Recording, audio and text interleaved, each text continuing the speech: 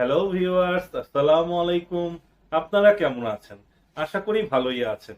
1 minute tricks চ্যানেলে আপনাকে স্বাগতম। আপনারা যারা প্রজেক্ট অ্যাকাউন্টিং নিয়ে কাজ করেন, গ্যান্ট চার্ট সম্পর্কে আপনারা ভালো করেই জানেন। আসুন কথা না বাড়িয়ে চলে যাচ্ছি স্ক্রিনে। এই ভিডিও দেখে আপনারা যদি উপকৃত হন, আপনারা অবশ্যই আমার চ্যানেলটি সাবস্ক্রাইব করবেন। এর পাশাপাশি বেল আইকনে ক্লিক করে রাখুন, যাতে পরবর্তী ভিডিওর নোটিফিকেশন সবার আগে আপনার কাছে পৌঁছে যায়।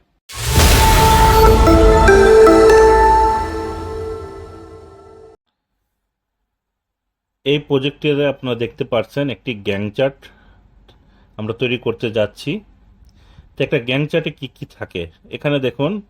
ডেট ওয়াইজ 2 মাসের এখানে সেল অর্থাৎ কলাম করা আছে। শুরুতে সিরিয়াল নাম্বার, তারপর ট্যাক্সের নাম থাকবে। এখানে প্রত্যেকটা ট্যাক্সের আবার আলাদা আলাদা শিট করে সেটার সাথে লিঙ্ক করা থাকবে। ট্যাক্সের duration, responsibility, project start date, end date. তো এখানে আমরা গ্যাং চার্ট এই শিটটা তৈরি করে এখন এখানে গ্যাং চার্টের একটা ফাংশন তৈরি করব। আমরা ইকুয়াল সাইন প্রেস করে অ্যান্ড লিখে এখানে G2 সেলে সিলেক্ট করব, অর্থাৎ প্রথম ডেটটা। এখানে একটা ডলার সাইন অর্থাৎ মাঝের ডলার সাইনটি রাখবো, প্রথমটা মুছে দেব।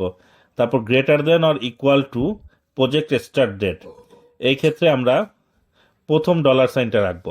প্রথম ডলার সাইন থাকা মানে হচ্ছে কলামটা ফ্রিজ করে দেওয়া, আর দ্বিতীয় ডলার সাইন মানে রোটাকে ফ্রিজ করে দেওয়া। তারপর কমা প্রেস করে আবার প্রথম সেলটাকে সিলেক্ট করব, মাঝের ডলার সাইনটা রাখবো অর্থাৎ রোটাকে ফ্রিজ করে দেব, কলামটা ওপেন রাখবো।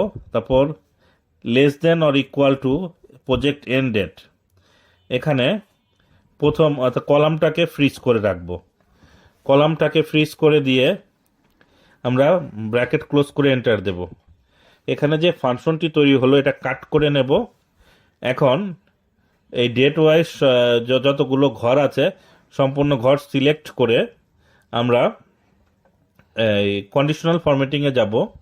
নিউ রুল ক্লিক করব। নিউ রুলে ক্লিক করার পর use a formula to determine, এখানে ক্লিক করার পর সেই ফর্মুলাটি পেস্ট করে দেব। তারপর ফরম্যাট অপশনে গিয়ে আমরা কালার ফরম্যাট করে নেব।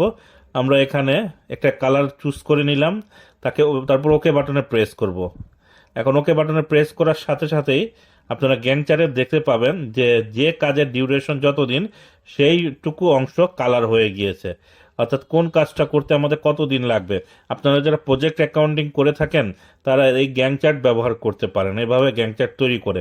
দেখুন আমার সর্বশেষ টাস্কটি 27 জুলাই থেকে 31শে জুলাই 2024, এই 4 দিনকে কাভার করেছে। তো এই কন্ডিশনাল ফরম্যাটিং এই রুলের মাধ্যমে আপনারা এই গ্যাং চার্টের ডেগুলো হাইলাইট করতে পারেন, ভিজুয়ালাইজ করতে পারেন।